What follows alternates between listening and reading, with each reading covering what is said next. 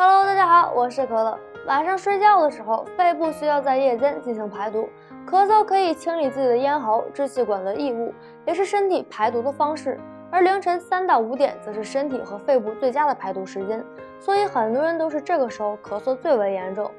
睡前的饮食不当，很容易导致身体肺火旺盛。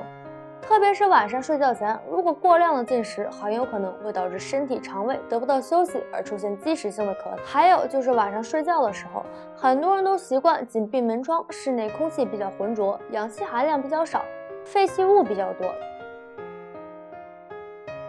特征是连续1个月持续反复的咳嗽。咳嗽和身体肺部有着一定的关系，吃清淡点，保持自身口腔及鼻腔的清洁卫生。平时可以食用一些开口起，也可以止咳哟。洗衣机的使用频率还是很高的，凡事都有利有弊。洗衣机洗衣服确实很方便，但也有一定的问题，比如洗衣机洗衣服过多的时候会洗不干净，还会用力过度损坏衣服。3个窍门轻松解决这些问题。1. 塑料瓶。洗衣机放入的衣服多了就会搅在一起，很多地方都会洗不干净。准备2个空的矿泉水瓶，在洗衣服的时候放进去，这样不仅水流的速度被瓶子阻止了，水流的强度也增大了，不会搅在一起，也很容易洗干净了。2. 干毛巾。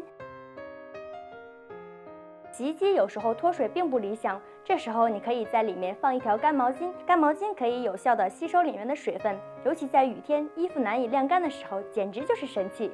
3. 食盐和白醋。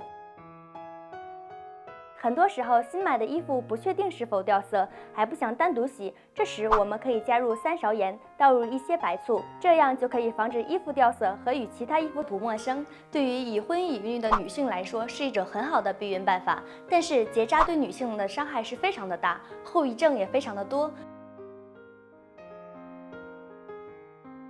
虽然结扎不是什么大手术，但是结扎手术会造成膀胱或肠管受到一定的损伤，也可能会造成妇科病、卵巢功能出现异常、月经不调。由于激素的影响，会导致女性的情绪出现大幅度的变化，并且术后可能会影响性生活，影响夫妻的感情，甚至离婚。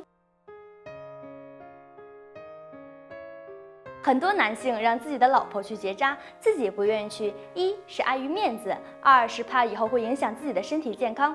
他们会觉得结扎就跟怀孕生孩子一样，本就是女人应该做的事情。但是结扎对于男性来说只是一个小手术，过程简单，创伤小，恢复也快，根本不存在对身体有伤害的一说。希望这期视频可以让大家对结扎有一个全新的认识。来不及吃饭，或者妈妈做的饭不合你胃口，你就会去吃泡面。妈妈看到你吃泡面，只会对你说：“我看你像泡面，吃那玩意干啥？对身体一点也不好。”那它究竟为什么对身体不好呢？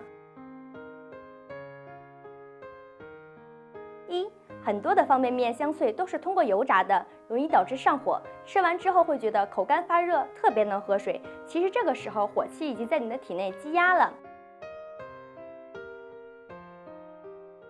2. 方便面吃多了容易得肠胃病，因为方便面是用精致的面粉制成，缺少膳食纤维，加工过程中还会丢失纤维素和矿物质。如果长期吃泡面，会因缺乏纤维素和钙而患上肠胃病。3.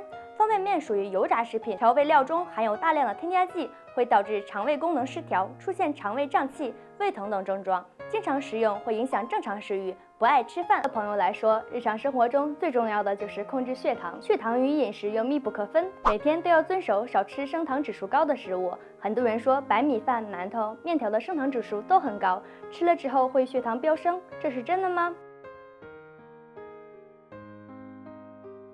白米饭、面条、馒头都不是很好的主食选择，都属于高升血糖的食物。白米饭的升糖指数比奶油和冰淇淋还要高，一顿饭要吃2到300克，米饭又很容易被吸收，血糖是很容易飙升的。我们在蒸米饭的时候可以加入一麦3米。一麦指的是藜麦，藜麦的营养丰富，含有多种蛋白质、维生素，并且纤维含量很高，饱腹感也比较强，对控制血糖有很好的帮助。3米指的是糙米、小米、黑米。糙米除了口感不好，营养价值也很高，小米中的矿物质比较丰富，维生素 B1 也很高。黑米属于杂粮，有助于调节血糖。这几种米加在一起蒸出的米饭就不会使我们的血糖飙升了。好啦，今天的分享就到这里，我们下期见。